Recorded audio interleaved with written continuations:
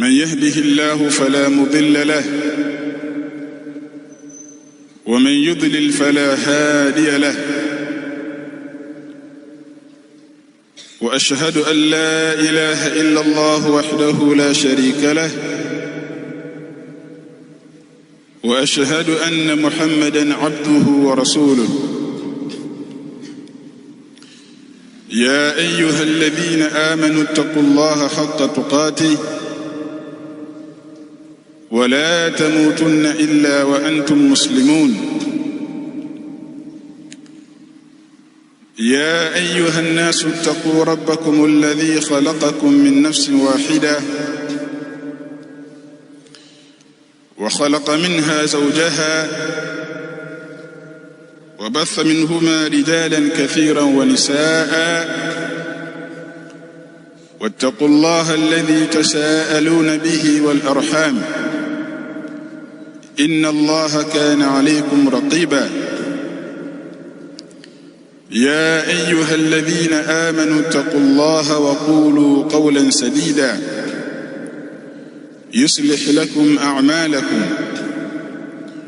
ويغفر لكم ذنوبكم ومن يطع الله ورسوله فقد فاز فوزا عظيما أما بعد فإن أصدق الحديث كتاب الله وخير الهدي هدي محمد صلى الله عليه وسلم وشر الأمور محدثاتها فإن كل محدثة بدعة وكل بدعة ضلالة وكل ضلالة في النار. أيها المسلمون، أولا أوصيكم ونفسي بتقوى الله عز وجل فإنه قد فاز المتقون. Ndugu zangu katika imani, baada ya kumhimidi Allah subhanahu wa ta'ala na kumtakia ziada ya sala na salamu mtume wetu Muhammad sallallahu alayhi wasallam, sote tunajua ya kwamba leo hii siku ya Ijumaa ni Ijumaa ya mwisho katika mwezi wa Safar,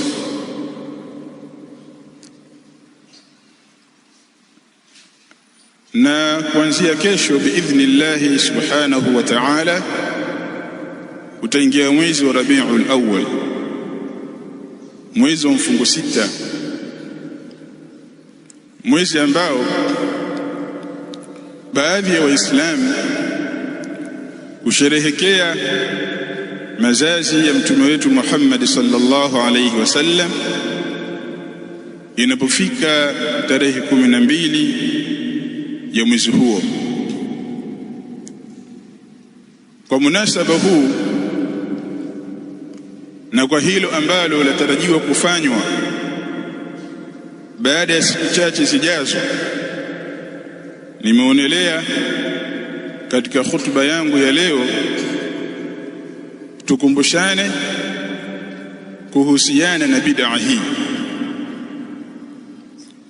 bid'a ambayo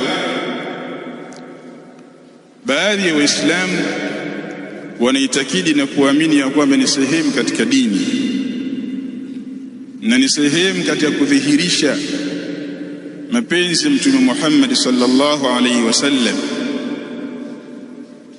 bali jambo limekwenda mbali zaidi, ikafikia hatua kwamba wale ambao hawashiriki katika sherehe hizo wakahesabiwa kwamba wao hawampendi Mtume Muhammad sallallahu alaihi wasallam. Bila shaka sote tunafahamu ya kwamba kusherehekea mazazi ya Mtume sallallahu alaihi wasallam ni sehemu katika bid'a au ni katika mambo ya bid'a.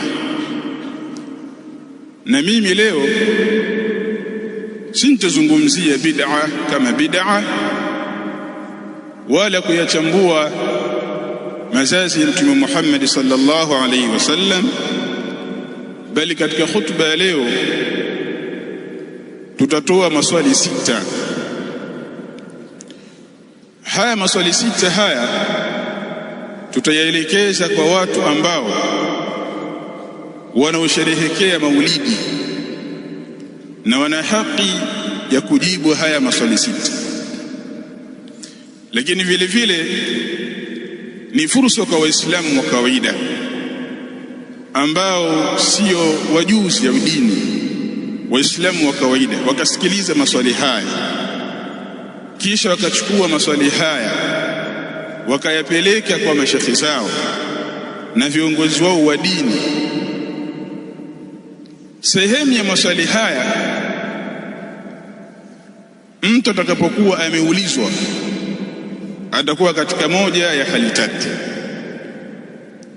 imma akae kimya ashindwe kujibu. Hali ya pili, imma akubali kwamba jambo hili la kusherehekea mazazi ya Mtume ni jambo la kimakosa na hilo ni jambo ambalo hawezi kulifanya. Na sehemu ya tatu, imma atafanya haida, atalikwepa swali. Uslubu huu wa kuhoji maswali ni sehemu katika kuitangaza sunna na kuiporomosha bid'a, na ni sehemu katika kusimamisha hujja mbele ya watu wa batil, na ni utaratibu ambao Allah subhanahu wa ta'ala ameutumia sana ndani ya Qur'an, na Mtume Muhammad sallallahu alaihi wasallam ameutumia sana katika hadithi zake, bali aima wengi kama nitakavyowataja baadhi yao wametumia uslubu wa kuuliza maswali. Kasema kwamba kama vile challenge, unamuuliza mtu jambo ambalo akijibu jawabu la aina yoyote upotofu wake unadhihirika wazi. Mfano, ndani ya Qur'an Allah subhanahu wa ta'ala alipokuwa anathibitisha ukweli wa Muhammad sallallahu alayhi wasallam na kile ambacho Muhammad amekuja nacho, aliwaambia Waarabu ambao ni mafasaha katika lugha ya Kiarabu, am yaquluna iftara, bali wanasema hao Makuraish na hao makafiri na washirikina wa Kiarabu wanasema iftarahu, kwamba Muhammad ameizua hiyo Qur'an, si ya kweli, si maneno ya Allah. Allah subhanahu wa ta'ala kawaambia, qul, sema ay Muhammad, fa'atu bi 10 suwarin mithlihi, basi walete mfano wa sura 10 mfano wake, tena muftarayat, zile ambazo zimezuliwa ni za uongo. Si wanasema Muhammad amekuja na maneno ya uongo? Sasa waambie kwamba na wao walete mfano wa sura kama hizo, walete sura 10 tu za uongo kama za kwako wewe Muhammad. Wakishindwa kuleta, basi lile ambalo walidai wao ni la uongo na lile ambalo mkuja nalo Muhammad sallallahu alaihi wasallam itakuwa ni la kweli. Vile vile Allah akalizungumza hilo katika suratul Baqara, akasema, wa in kuntum fi raibin mimma nazzalna ala abdina, na ikiwa nyinyi mnashaka katika yale ambayo tumeyateremsha kwa mja wetu, fa'tu bi suratin min mithlihi, basi leteni sura moja inayotoka kwa mfano kama vile wa Muhammad.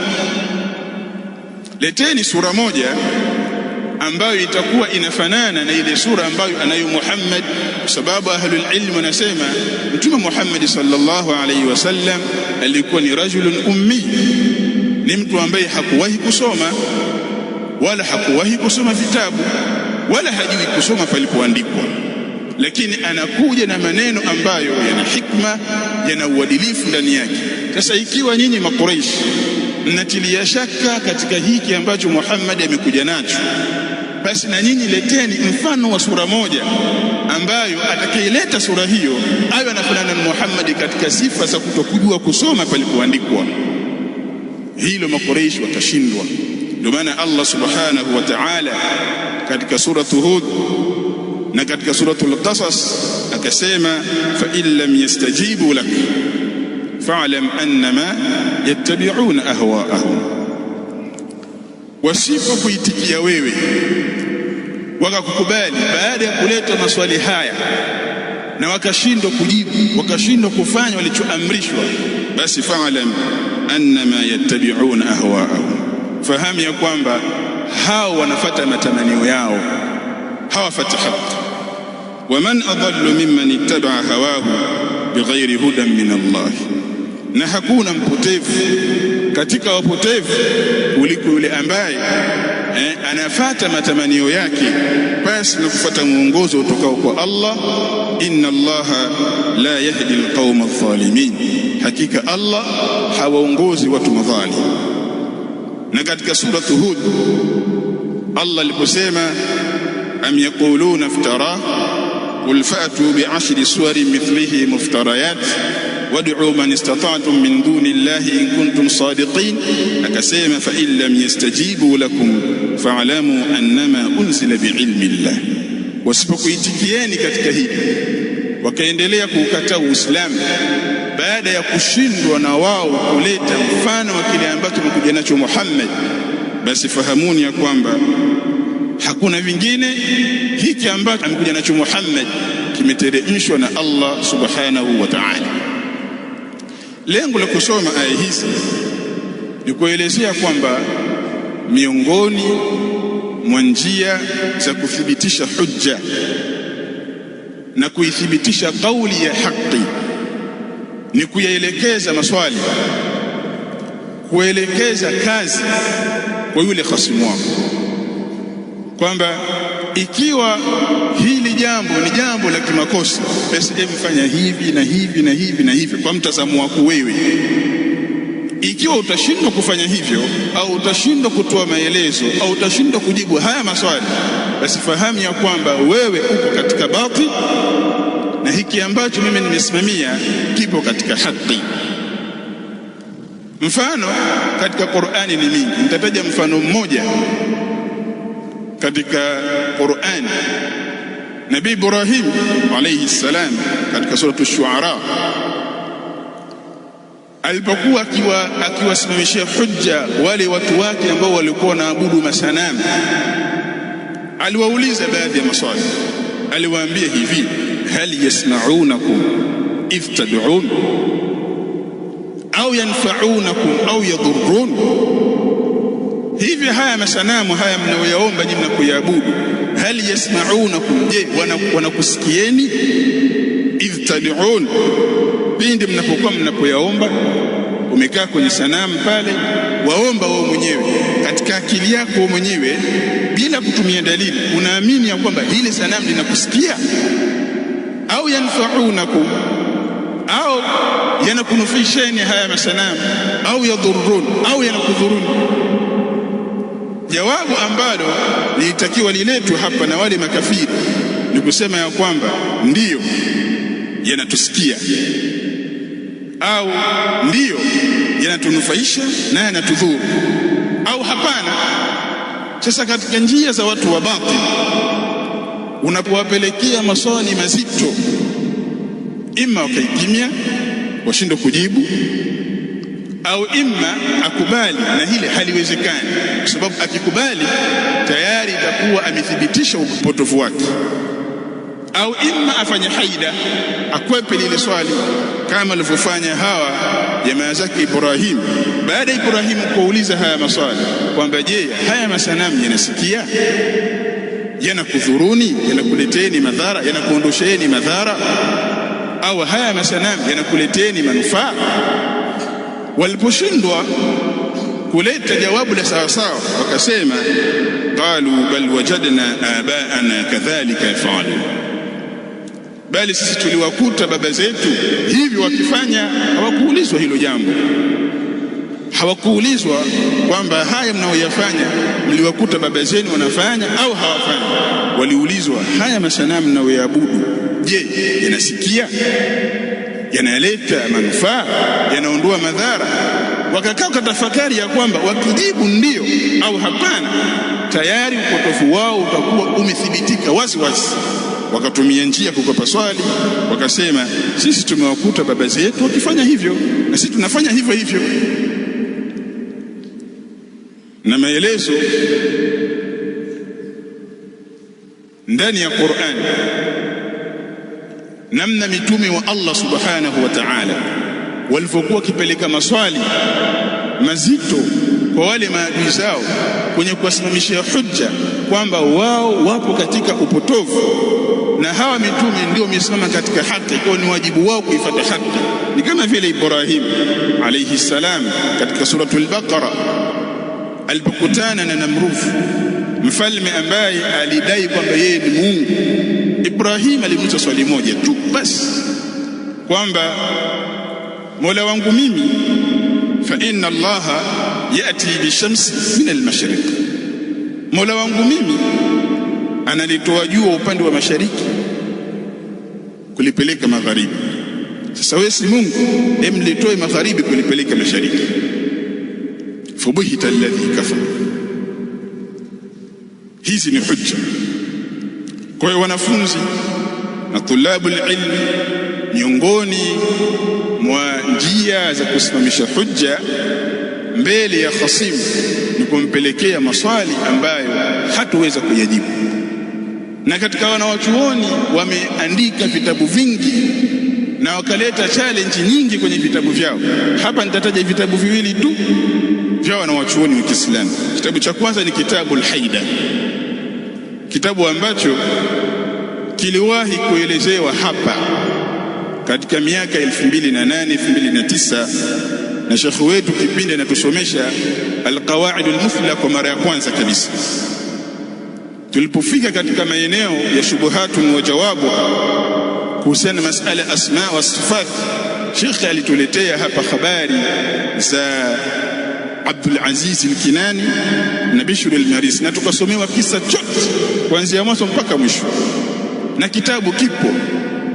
Kitabu hiki Al-Haida ambacho amekiandika mwenyewe Abdul Aziz Al-Kinani, anaelezea mjadala ambao ulijiri baina yake yeye na Bishr Al-Marisi mbele ya Khalifa Al-Ma'mun.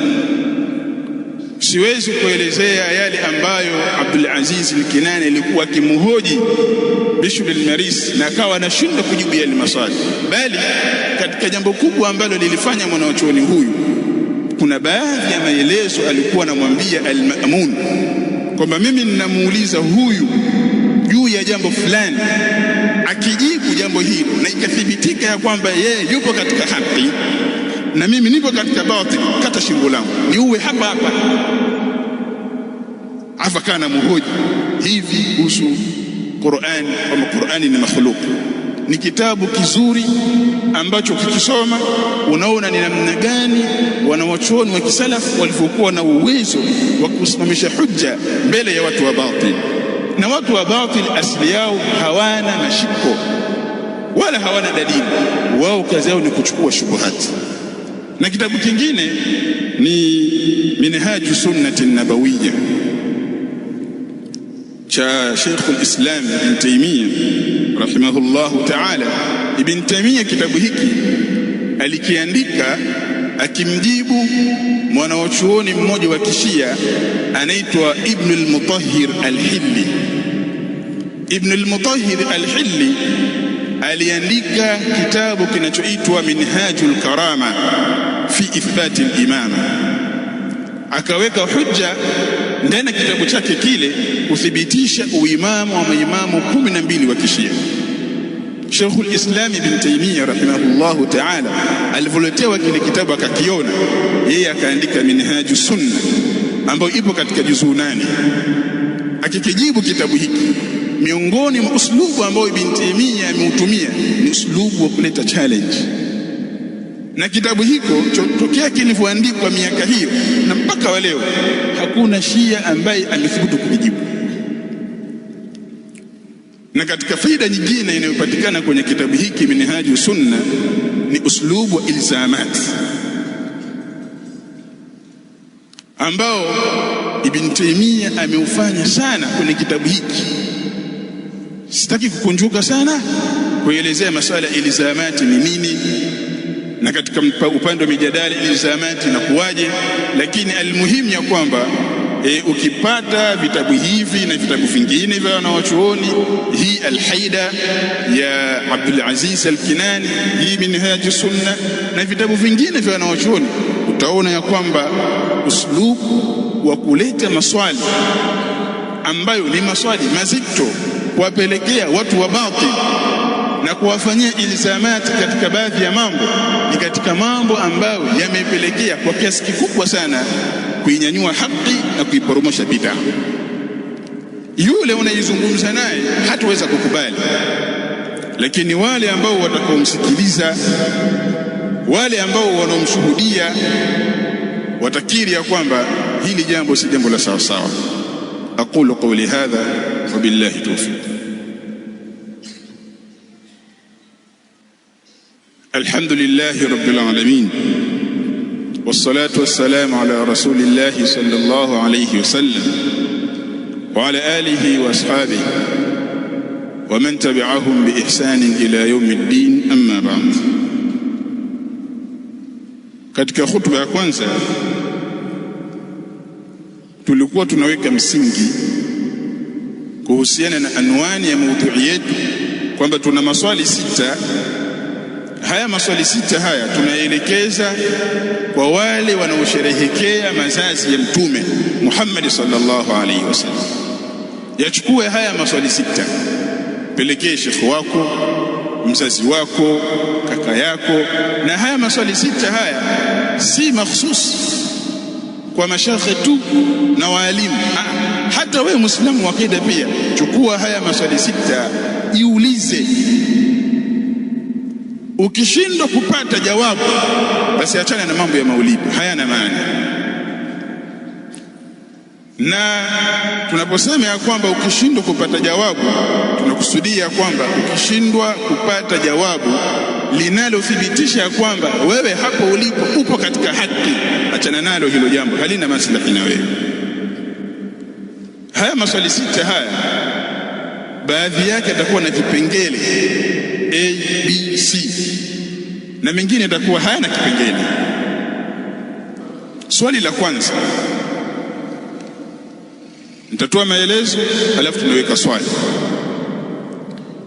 Waislamu wote wanaofanya maulid na wale ambao hawafanyi maulid, wote wanakubaliana ya kwamba haya maulidi haya hayakuwepo katika zama za Mtume Muhammad sallallahu alaihi wasallam, hayakuwepo katika zama za makhalifa waongofu,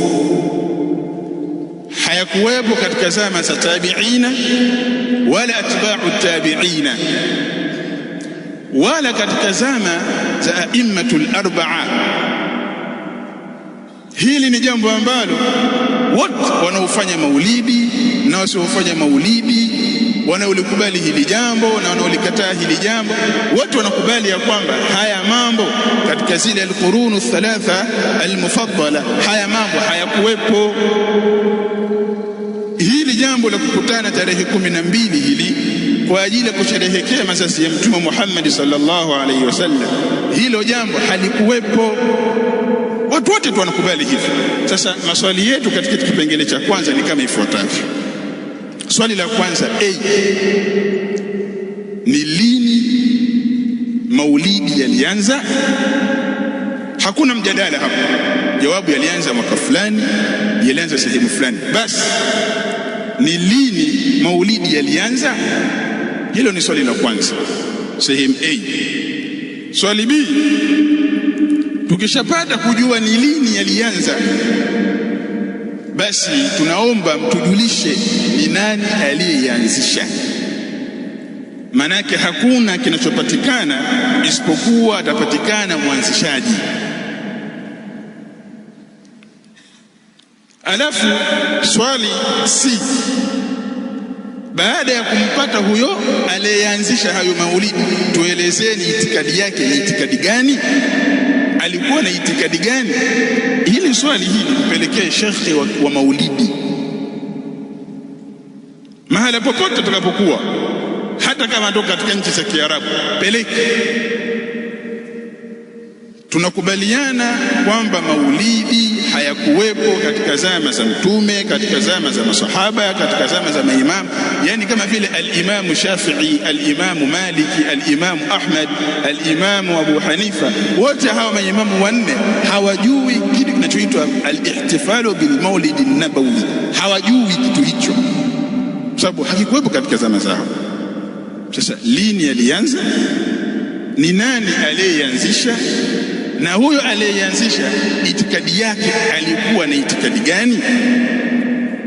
Fa in lam yastajibu lak fa'lam annama yattabi'una ahwa'a wa man adallu mimman ittaba'a hawahu bighayri hudan min Allah inna Allah la yahdi alqawma adh-dhalimin. Swali la pili, ndugu zetu wanaofanya maulidi, maulidi ni bid'a, maulidi ni ibada au ni ada? Hili ni swali la pili. Maulidi ni ibada au ni ada? Ukijibu kwa kusema ya kwamba maulidi ni ibada, basi tuelezee shurutu zake, nguzo zake na vitenguzi vyake. Manake ibada zote ukisoma katika vitabu vya fiqh kuna arkan, kuna shurut na kuna nawaqi, kwamba ukifanya mambo fulani ibada imetengemaa, ukifanya mambo fulani ibada imeharibika, na vitu fulani ndio vinatengeneza hiyo ibada. Sasa ikiwa haya maulidi haya ni ibada, tunaomba mtutajie nguzo zake, masharti yake na vitenguzi vyake. Na ikiwa watasema ya kwamba si ibada, maulidi ni ada, ni ada ya kina nani? Ni ada ya Waarabu au ni ada ya Waswahili? Maana kila watu wana ada zao. Na kama ni ada ya Waswahili, je, ni Wandengereko, ni ada ya Wasukuma, ni ada ya Wadigo au ni ada ya Wasambaa? Maana kila mtu ana ada zake. Na itakapokuwa maulidi ni ada, si ibada, basi hakuna haja ya kuwasema vibaya wale ambao ada hiyo hawaitaki. Kama vile katika hili taifa la Tanzania kila watu wana ada zao na desturi zao. Watu wa bara wana ada zao na watu wa pwani wana ada zao. Kwa kuwa sisi watu wa bara hatustaki ada za watu wa pwani, hamwezi kutusema vibaya, sababu ni ada, tuna desturi za watu. Kwa kama hii maulidi ni ada, si ibada, basi kwanza tuelezeni ni ada ya kina nani? Ni ada ya Waarabu. Waarabu gani? Banu Tamim, Banu Adi, ni Makuraishi, ni watu wa Hadhramaut, ni Waarabu. Waarabu pia wana desturi zao nyingi, hawapo katika desturi moja. Kwa utaona ya kwamba ni maswali ambayo popote atakapokwenda hawezi kujibu, na akitaka kujibu lazima afanye haida, kama walivyofanya wale jamaa zake Ibrahim alipouliza, yanasikia haya, yanadhuru haya, yanaleta manufaa? Akasema baba zetu ndio walikuwa wanafanya. Kwa hiyo hilo ni swali la pili ambalo lina vipengele A na B. Swali la tatu, maulidi ima ni jambo zuri ambalo mtu akilifanya anapata thawabu, au ni jambo baya ambalo mtu akilifanya anapata dhambi. Haliwezi kutoka nje ya haya mambo mawili. Tunawaelekeza kwa mashekhe zao sasa, hao mashekhe wa maulidi, kwamba hii maulidi hii huku kusherehekea mazazi ya Mtume, ima ni jambo zuri ambalo mtu akilifanya anapata thawabu, au ima ni jambo baya mtu akilifanya anapata dhambi. Sasa basi kama jawabu litakuja kwamba ni jambo zuri, hapa pana maswali mawili. Kama ni jambo zuri, ina maana ya kwamba mtu akifanya atapata thawabu. Sasa tunataka mtusomee hadithi za Mtume Muhammad sallallahu alaihi wasallam zinazoelezea thawabu za anayesoma maulidi. Manake hakuna amali yoyote ambayo mja akifanya anapata thawabu isipokuwa thawabu zake zimeelezewa ndani ya sunna za Mtume Muhammad sallallahu alaihi wasallam. Atakayefanya hivi atapata hivi, atakayefanya hivi atapata hivi, atakayefanya hivi atapata hivi. Sasa ni jambo zuri, sawa, tunakubali ni jambo zuri, lipo ndani ya dini, sawa, tunakubali katika dini. Tunataka mtusomee hadithi za Mtume zinazoelezea fadhila za kusoma maulid, kusherehekea mazazi.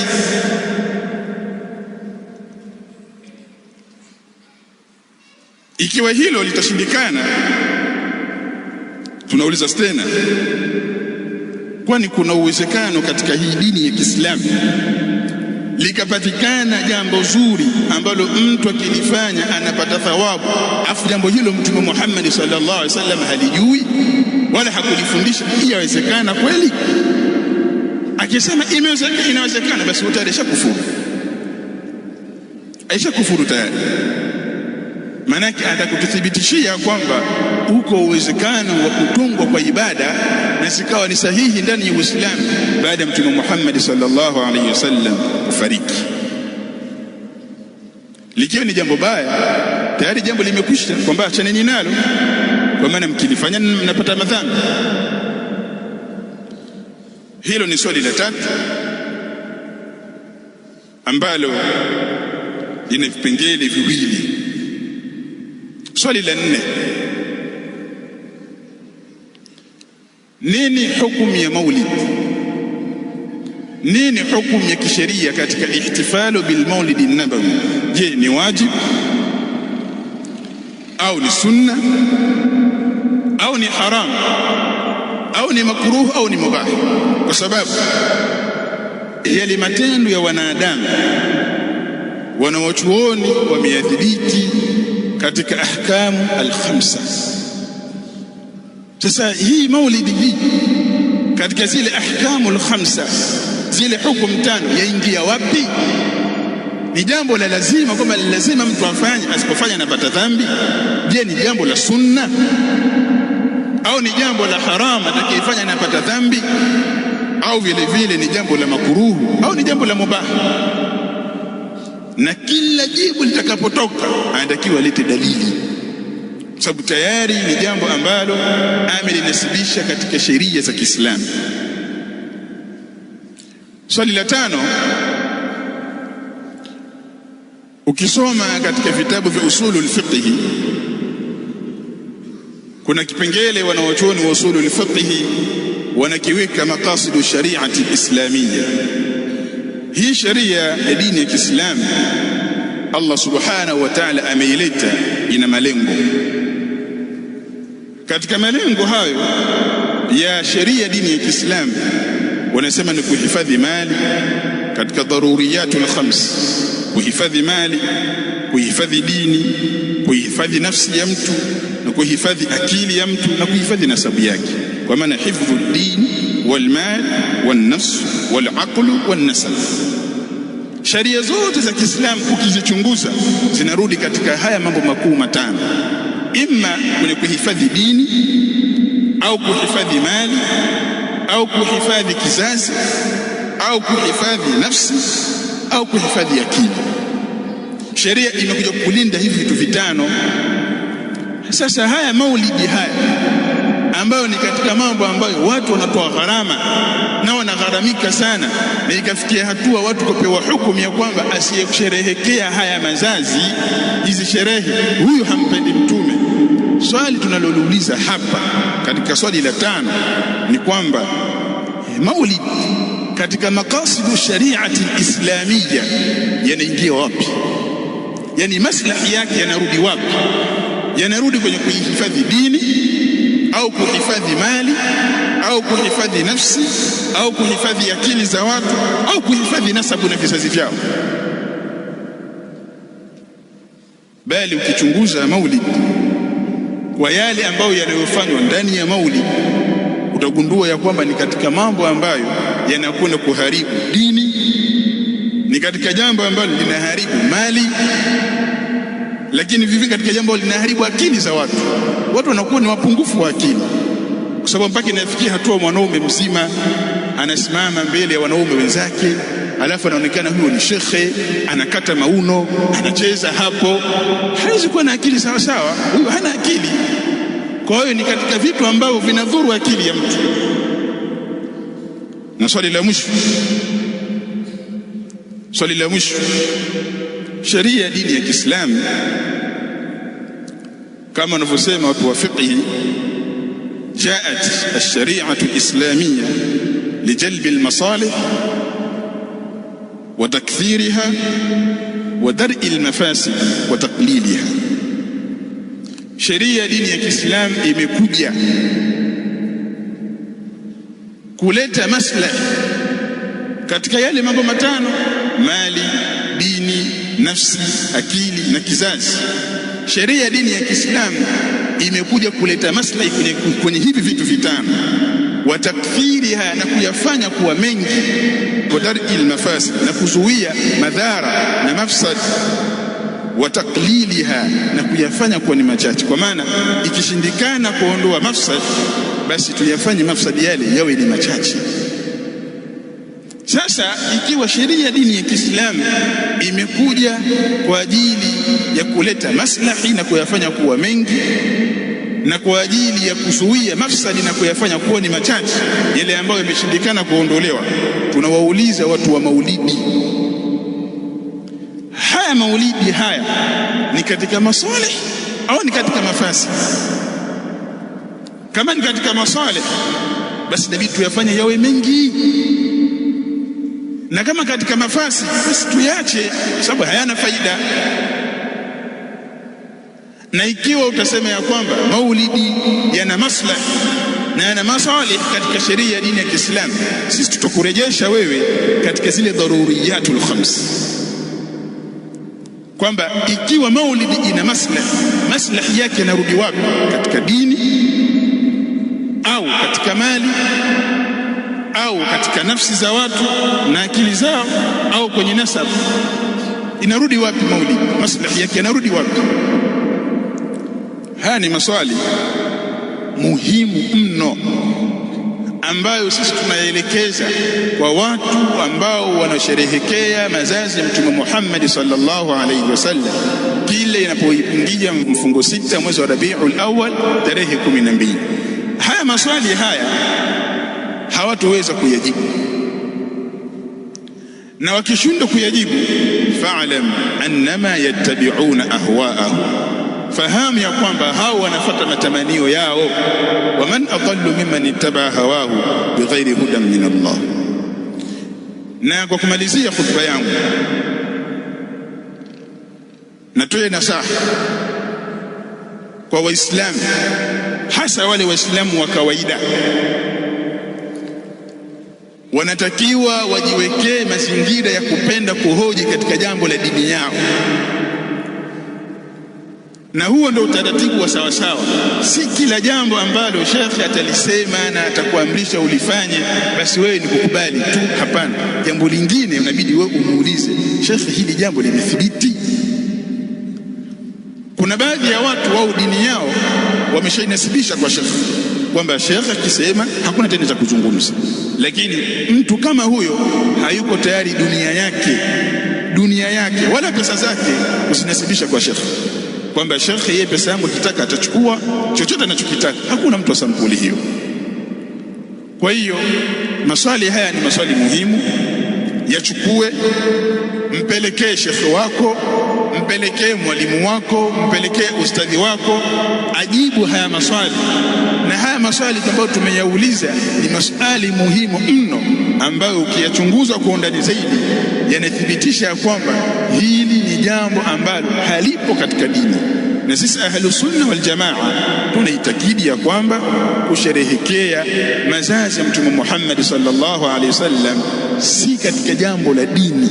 Hii al-ihtifali bil maulid an-nabawi si katika jambo la dini, si katika ibada, bali ni katika mambo ambayo yamezushwa. Na ndio maana katika maswali mengine ambayo hawawezi kuyajibu kutuletea kaifia iliyothibiti kutoka kwa Mtume Muhammad sallallahu alaihi wasallam ya kusherehekea mazazi haya, kwa sababu ibada zote tumeelezewa namna ya kufanya ibada hizo. Sasa haya maulidi haya yafanywaje? Mtume ameelekeza vipi kufanya haya maulidi? Allah subhanahu wa ta'ala atuthibitishe katika haki na awaongoze ndugu zetu katika njia ya haki. Allahumma rabbana atina fid dunya hasana wa fil akhirati hasana wa qina adhaban nar wa sallallahu ala Muhammad wa ala alihi wa sahbihi wasallam. Huyo binti anaitwa Indo na hapa anaonekana anafanya usafi nje ya nyumba yao. Bidada anajituma sana, na hapa mama wa kambo wa Indo ambaye